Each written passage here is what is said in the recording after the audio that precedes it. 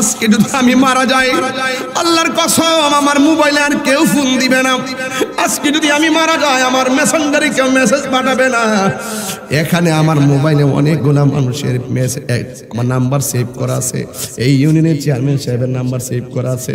আমার বাড়িতে আমার ভাই কোহনির ভাই নাম, ওনার নাম্বার সেভ করা আছে। অনেকগুলো মানুষের নাম্বার আছে, কিন্তু এই নাম্বারগুলোতে আমি নিজেও তো ফোন দেই না যে পাবো না। এমনভাবে আমি মারা গেলেও তো আমার নাম্বারে কেউ ফোন দিবে না। বন্ধুরি, আনুষ্ঠানিকতাটা কি? মারা গেলে মানুষে মাইক দিয়ে এলান করবে একটি সুখ সংবাদ। মারা গেলে কাফনের কাপড় নোয়াপাড়া বাজার থেকে রেডি করবে।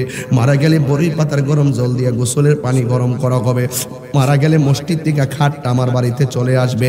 মারা গেলে মানুষ আমাকে কসকু সাবান দিয়ে সুন্দর করে ধোয়াইয়া আমাকে প্যাকেটিং কইরা সাদা কাপড় 3টা পেঁচাইয়া দিবে। মা বোনরা আজকে আসে কিনা আমি জানি না। মা বোনরা আসে তাহলে মা বোনদেরকে খেয়াল করে কিছু কয়ে যে আম্মা, ও আম্মা, আপনার কিন্তু কাপড় হলো 5টা। একবার খবর লইছেননি যে আপনার বিদায়ের কাপড় কেন 5টা হয়? এই খবরটা লইছেননি? পুরুষ ভাইয়েরা, আপনাদের কাপড় কেন বিদায়ের সময় 3টা হবে? এই খবরটা কোনোদিন জানছেননি? একদিন তো কাউরে জিগাইলেন না। পুরুষের কাপড় হলো 3টা, মহিলাদের কাপড় হলো 5টা। আরে বাবা, লাল কাপড় নীল কাপড় কত কাপড় আছে। আমাদের কাফনের কাপড়টা কেন সাদা? লাল কাপড় দিল না কেন? হলুদ কাপড় দিল না কেন? নীল কাপড় দিল না কেন? এই খবরও তো কাহারুর কাছে লইলেন না রে বাজান। ও বাজান, একটা কথা বইলা দিয়া যায়, ফুলের সৌরভ মানুষের গৌরব চিরদিন থাকে না। আমি জানি একদিন 1,00,000 টাকা দিলেও একটার পরে 2টার সময় আপনাদেরকে এখানে এতগুলা লোক জমায়েত করতে পারবো না। বন্ধু, যেহেতু এসেছেন, চোখের পানিগুলা সাইরা চইলা যান।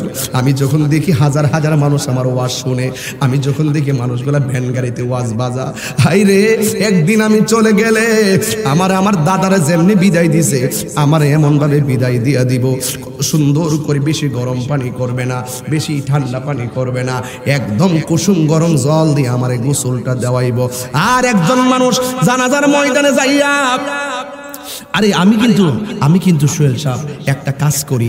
গোসলটা কেউ যখন মারা যায়, মামা মারা গেলে আমি যাই গোসলখানাতে, যাইয়া সবাই গোসল করায়, উজু করায়, খিলাল করায়, সব করায়। আর আমি যাইয়া কি করি, লাশটারে মাথার দইরা পেটের মধ্যে চাপ দিয়া তার পায়খানা প্রস্রাব কিছু বাইরিলে মলমূত্রগুলো আমি টিস্যু দিয়া আর গামছা দিয়া পরিষ্কার করে দেই। কেন জানেন? আরে আমি যদি পরিষ্কার করে দেই, অনেকে ঘৃণা করে, অনেকে ঘৃণা করে, এগুলারে ঘৃণা করবেন না। আরে যেই লোকটা আজকে গোসল দেওয়াইতেছেন, একদিন তো আপনাকে গোসল দেওয়াবে। আপনি যদি কারো মহিলাগুলা পরিষ্কার করে দেন, কেউ আপনার মহিলাগুলা পরিষ্কার করে দেওয়ার জন্য লাইন ধরে দাঁড়াবে। আপনি যদি কারো জানাজার ময়দানে কাজ চলায় দৌড়াইয়া জানাজার মাঠে যান, কাগজে কলমে লিখে রাখেন, আপনি মারা গেলে আপনার জানাজায় মানুষ যাওয়ার জন্য লাইন ধরে পাগল হয়ে যাবে। জানাজার ময়দানে যাওয়ার পরে একটা মানুষ আমার লাশের পাশে দাঁড়ায় বলবে, তাহির হুজুর ওয়াজ নসিহত করত, দেশ বিদেশের মানুষ আসছেন, তিনি যদি কোনো ভুল বেয়াদবি কইরা থাকেন তারে মাফ করে দিবেন। আর যদি কোনো পাওনা দাওনা থাকে, যদি কোনো পাওনা দাওনা থাকেন, তাইলে তার ভাইয়েরা আছে, ভাইগুলোর কাছ থেকে আপনারা নিয়ে যাবেন। আর দূরের থেকে যারা আসছেন তাদের জন্য পাশের ঘরে খাবারের আয়োজন রাখা হয়েছে, অবশ্যই খাওয়া দাওয়া করে যাবেন, কেউ না খাওয়া যাবেন না। এই 3টা কথা ছাড়া জানাজার মাঠে আর কোনো কথা নাই রে বাবা। সবাই এক কথাই বারবারে কয়, এক কথাই বারবারে কয়। এই জন্য যুবক, যদি কেউ কাউরে কষ্ট দিয়া থাকো, এখনই মাফ চাইয়া লও। কেউ কারোর সঙ্গে পানা দানা থাকলে পরিশোধ করে লও। আরেকবারে কিল্লা গিয়ে লাশের পাশে দাঁড়ায় দাঁড়ায় মাফ চাইতো, এখনই করোর। আর এই করোরার যে শাহে মদিনা মাহফিলে হাজার হাজার মানুষ আসছেন, ফুফুর লোকের রাগ করে যাওয়া বন্ধ করছেন, খালাম্মার লোকের রাগ করে যাওয়া বন্ধ করছেন, ভাইয়ের সঙ্গে রাগ করে যাওয়া বন্ধ করছেন, বোনের সঙ্গে রাগ করে যাওয়া বন্ধ করছেন, বন্ধু লোকে বন্ধু সম্পর্ক বন্ধ করে দিচ্ছেন। না না, আজকে থেকে সব শত্রুতা শেষ হয়ে যাবে। আমার সোহেল চেয়ারম্যান কিন্তু একটা কথাই বলছে, 10 দিন সময় দিছে, আপনাদেরকে নিয়ে আমরা গলাগলি করে চলবো। আমরা ইচ্ছা করলে সমাজটারে সুন্দর করে সাজাইতাম পারি। এই পৃথিবীতে কেউ থাকবো না, সবাই কবরে চলে যাব। যাব রে বাবা, এই কবর বড় ডেঞ্জারাস। এই জন্য যুবক আমি প্রায় মাহফিলেই বলি, মারা যাওয়ার পরে মানুষ কেন লাশের পাশে দাঁড়ায়? আমার পক্ষ থেকে মাপ চাইবো, দুনিয়ায় থাকতে আমি মাপ চাইয়া নেবো, কাহারও মনে কষ্ট দিব না, কাহারও হক বইরা খামো না, মা বাপের বুকে লাথি দিব না, কাহারও কাছে ঋণগ্রস্ত হব না, কাহারও টাকা মেরে দিব না। এইভাবে মিলেমিশে চইলা যাব যে এই কোনো মুহূর্তে আমার মরণ হয়ে যেতে পারে। এই জন্য আমি সব মাহফিলে পরস্পরের সঙ্গে আমরা মাপ চাইয়া নেই। এই যুবক ভাইয়ের আমার ডান পাশে যারা আছেন, এখানে দুইটা লাঠিয়া শাড়ি আছে, একটা শাড়ি, দুইটা শাড়ি, তিনটা শাড়ি, তিন জায়গার মানুষগুলোকে আমি বলবো, আপনারা বলেন এই পাশে যারা আছেন, আপনারা কি এই পাশের কাহারোর সঙ্গে শত্রুতা আমি আছে? আপনারা বলেন আছে? আপনারা বলেন আছে? আপনারা বলেন আছে? তাইলে আজকে থেকে সব অভিমান আজকে বইলা গিয়া আমরা একটাই কথা, আমাদের আল্লাহ এক, আমাদের নবী এক, যেই রাস্তা দেখাইছে সেই রাস্তায় আমরা চলবো। এখন আমরা পরস্পরের কাছে ক্ষমা চাই, আনি রাজি আছি না নাই? হারিয়ে যাব একদিন আমি, রবনায় ভুবন চিরদিন। হারিয়ে যাব একদিন আমি, রবনায় ভুবন চিরদিন। ক্ষমা করে দিও তোমরা আমায়, বলো তোমরা আমায়, ভুল করে থাকি যদি কোনো দিন।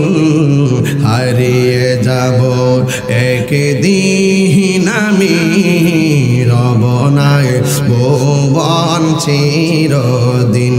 বল হারিয়ে যাব রবনায় ভুবন চিরদিন। বাঁশি বাগানে বা গোরস্থানে হয়তো দেবে মোরে কবর, তোমরা আমায় যাবে ভুলে, রাখবে না জানি কোনো খবর।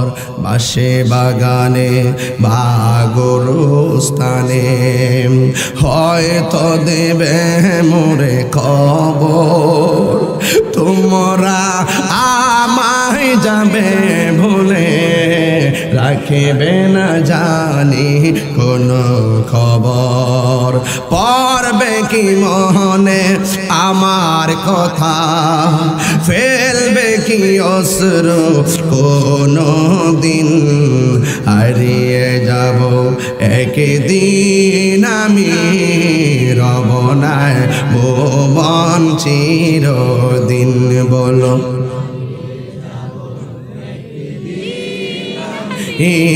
রবনায় ভুবন চির। সবাই ক্ষমা চান, ক্ষমা করে দিও তোমরা আমায়, বলো আল্লাহ মাফ করেন। তোমরা আমায়, ভুল করে থাকি যদি কোনো দিন। হারিয়ে যাব একদিন আমি, রবনায় ভুবন চিরদিন। বলো